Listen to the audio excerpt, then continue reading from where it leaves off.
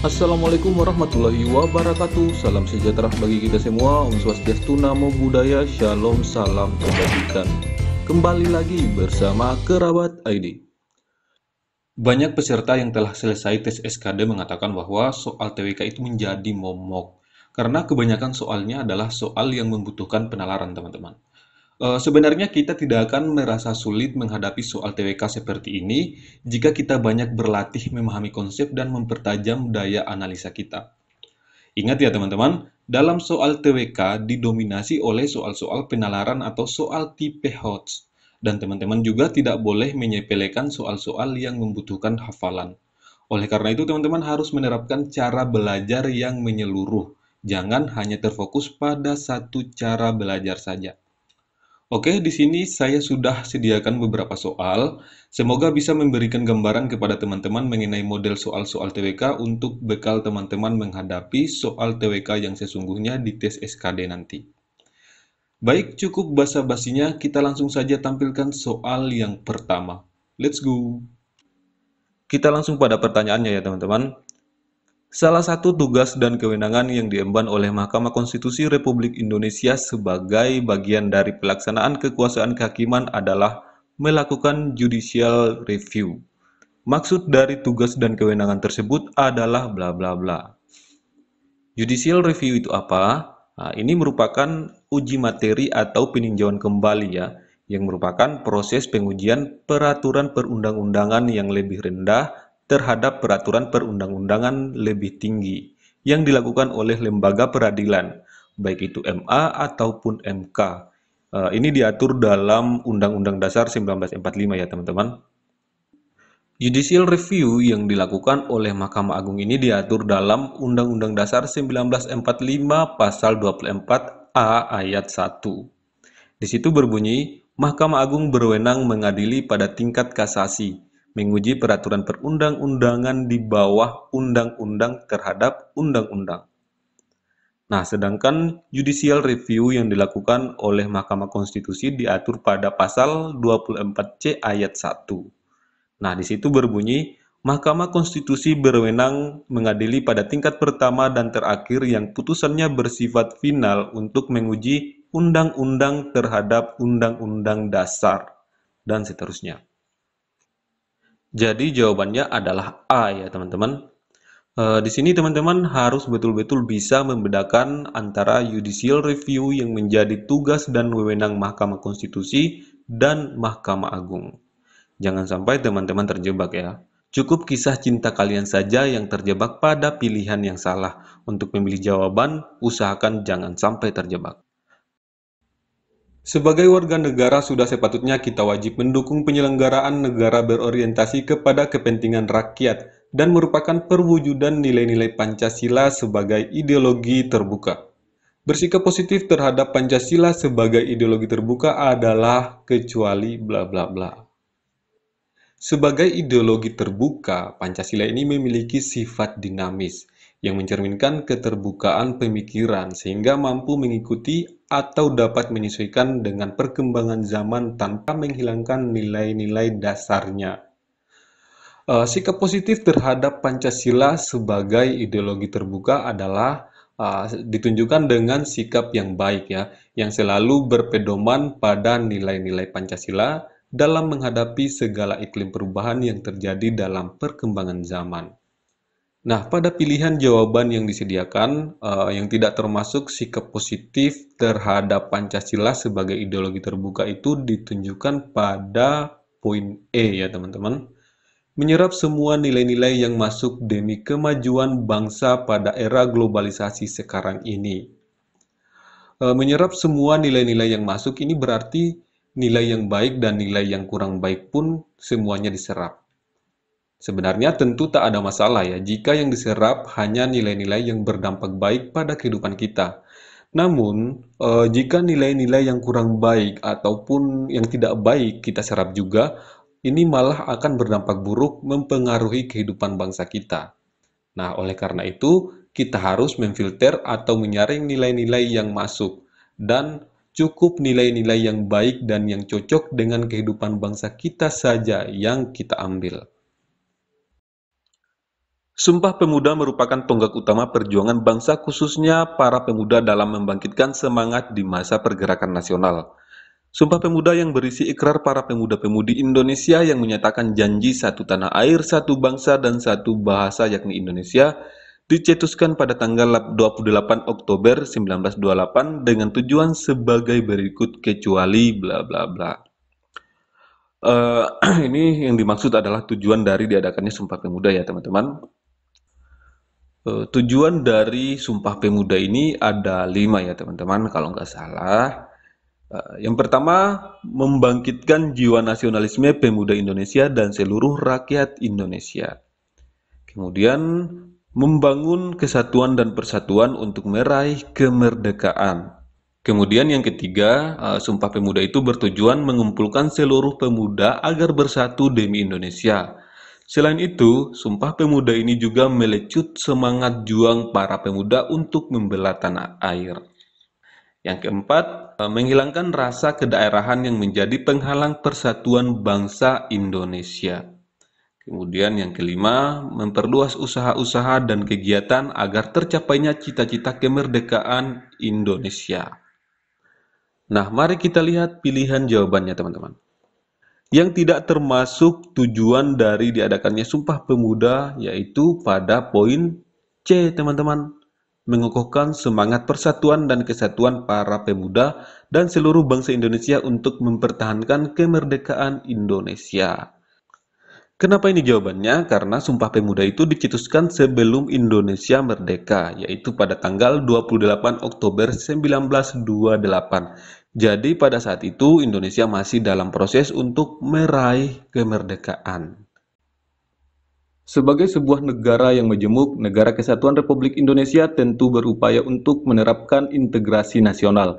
Pada dasarnya, integrasi nasional mengandung arti penyatuan berbagai kelompok budaya dan sosial dalam kesatuan wilayah nasional yang membentuk suatu identitas nasional.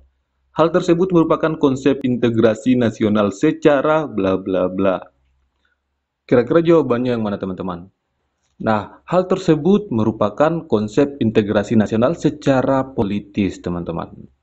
Ada dua sudut pandang yang perlu teman-teman pahami terkait konsep integrasi nasional, yaitu integrasi nasional secara politis dan antropologis. Secara politis, sudah dijelaskan pada soal integrasi nasional itu merupakan proses penyatuan berbagai kelompok sosial dan budaya ke dalam kesatuan wilayah nasional yang akan membentuk sebuah identitas nasional. Nah, penyatuan nasional ini dilakukan melalui kepemimpinan atas dasar pilihan rakyat. Jadi, ada payung hukum yang jelas serta pihak berwenang yang bertanggung jawab dalam menjaga kesatuan negara Republik Indonesia. Untuk sudut pandang antropologis, integrasi nasional ini adalah sebuah proses penyesuaian dengan unsur-unsur kebudayaan yang berbeda, sehingga akan mencapai suatu keselarasan fungsi yang ada di dalam kehidupan masyarakat. Memahami perbedaan integrasi nasional secara politis dan antropologis ini memang tidaklah mudah, teman-teman. Perbedaan kedua sudut pandang ini sangat tipis dan hampir sama. Perbedaan integrasi nasional secara politis dan antropologis terletak pada proses atau tujuan utamanya. Nah, integrasi nasional dari sudut pandang politis tujuannya menyatukan, sementara integrasi nasional antropologis tujuannya menyesuaikan. Kemudian, perbedaan integrasi nasional secara politis dan antropologis ini dapat dilihat dari fungsinya juga ya teman-teman. Secara politis, ini akan membuat integrasi nasional membentuk identitas. Sedangkan secara antropologis, ini akan membuat integrasi nasional mencapai keselarasan fungsi di tengah masyarakat. Meskipun ada perbedaan integrasi nasional secara politis dan antropologis, pada dasarnya integrasi nasional itu ditunjukkan untuk menyatukan perbedaan untuk berbangsa dan bernegara, menyatukan segala bentuk latar belakang budaya, suku, etnis, hingga latar belakang ekonomi. Sarekat Islam merupakan organisasi yang secara lantang menentang segala ketidakadilan dalam sistem kolonialisme di Indonesia. Pada awalnya Sarekat Islam adalah organisasi dagang bernama Sarekat Dagang Islam atau SDI yang didirikan oleh Kiai Haji Samanhudi pada 16 Oktober 1905 dengan tujuan bla bla bla. Kira-kira jawabannya yang mana, teman-teman? Mari kita lihat satu persatu pilihan jawaban yang disediakan ya. Kita mulai dari poin A. Menegakkan pembaruan Islam dengan mendirikan lembaga pendidikan modern. Nah, ini adalah tujuan dari pendirian organisasi Perserikatan Ulama yang didirikan oleh Kiai Haji Abdul Halim. Selanjutnya poin B. Meningkatkan kesejahteraan dan persatuan umat Islam melalui kegiatan-kegiatan di bidang agama, sosial, dan pendidikan dengan mendirikan sekolah formal, rumah sakit, panti asuhan, dan universitas. Ini jelas-jelas adalah tujuan dari organisasi Muhammadiyah yang didirikan oleh Kiai Haji Ahmad Dahlan. Berikut poin C.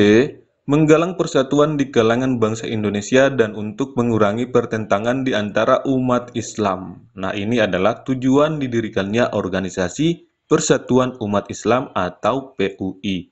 Nah, organisasi ini didirikan oleh Kiai Haji Abdul Halim, Kiai Haji Ahmad Sanusi, dan Mr. R. Samsudin. Oke, lanjut poin D. Memberikan pemahaman tentang Islam yang sesuai tuntunan Rasul, bukan Islam tradisional yang bercampur dengan adat. Nah, ini adalah tujuan dari didirikannya organisasi Persatuan Islam atau Persis yang didirikan oleh Kiai Haji Zamzam.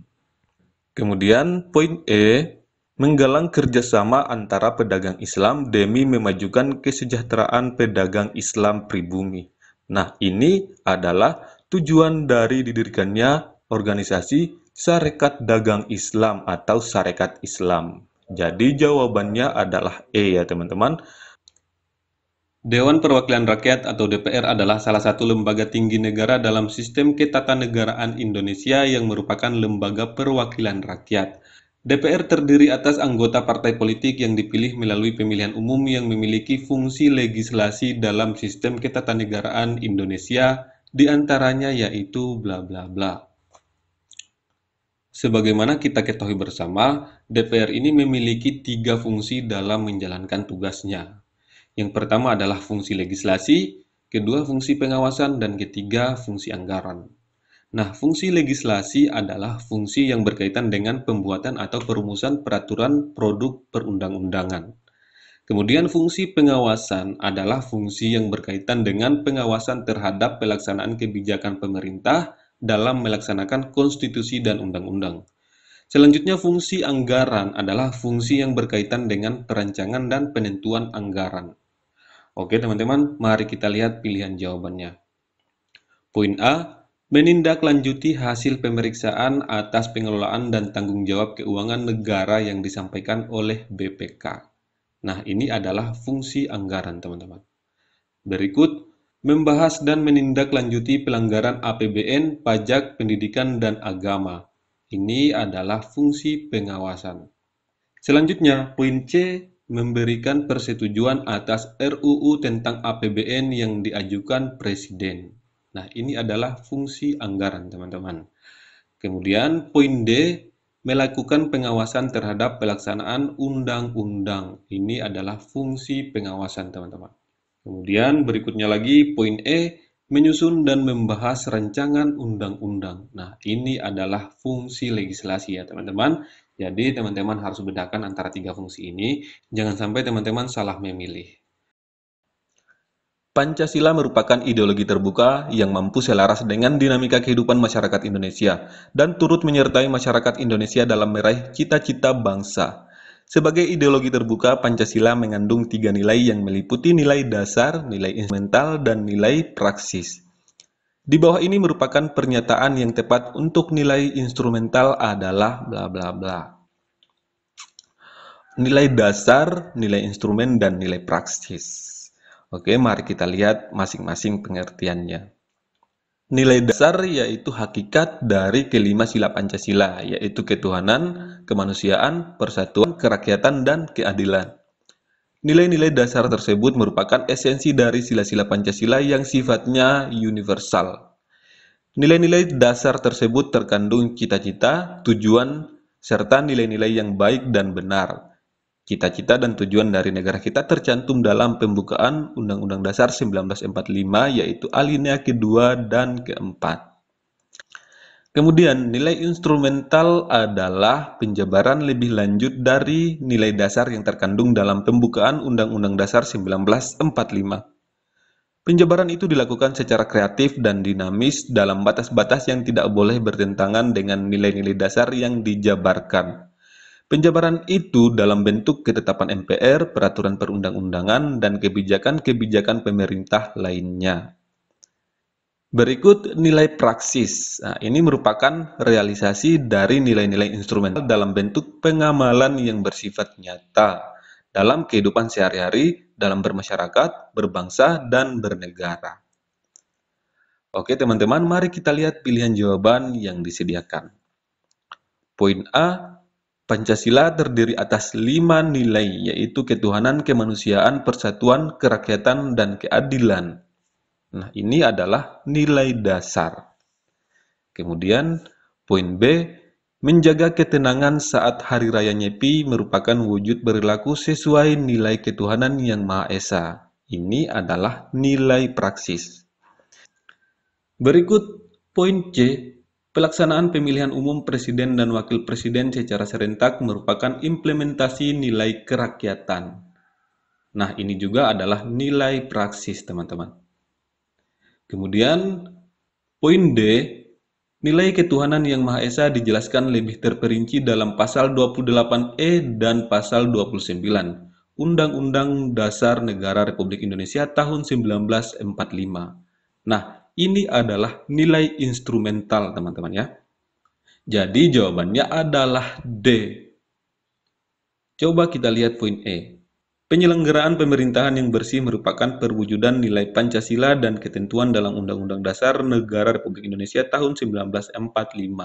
Nah, ini juga adalah nilai praksis ya, teman-teman. Setelah menyelesaikan tugasnya, BPUPKI dibubarkan oleh Jepang pada tanggal 7 Agustus 1945. Sebagai ganti dan kelanjutannya, maka dibentuklah PPKI atau Dokuritsu Junbi Inkai pada tanggal 12 Agustus 1945 yang memiliki tugas sebagai berikut kecuali bla bla bla. PPKI ini dibentuk untuk menjalankan beberapa tugas pokok ya teman-teman, diantaranya menyusun dan mengesahkan konstitusi, menyusun dan mengesahkan dasar negara, mempersiapkan dan membentuk pemerintahan, dan memperjelas wilayah-wilayah Indonesia. Jadi, yang bukan merupakan tugas pokok dari dibentuknya PPKI ini adalah poin E ya teman-teman, menyelidiki usaha-usaha kemerdekaan Indonesia. Kenapa? Karena ini adalah tugas dari BPUPKI atau Badan Penyelidik Usaha-Usaha Persiapan Kemerdekaan Indonesia. Sedangkan PPKI adalah panitia yang bertugas untuk mempersiapkan kemerdekaan Indonesia. Jadi, teman-teman perlu bedakan ya antara BPUPKI dan PPKI. BPUPKI adalah badan penyelidik ya teman-teman, berarti tugasnya menyelidiki atau mempelajari usaha persiapan kemerdekaan Indonesia. Nah, sedangkan PPKI adalah panitia persiapan. Jadi tugasnya adalah mempersiapkan kemerdekaan Indonesia. Semoga teman-teman dapat memahaminya dan semoga video ini bermanfaat kepada teman-teman dan sampai berjumpa kembali di video pembahasan selanjutnya.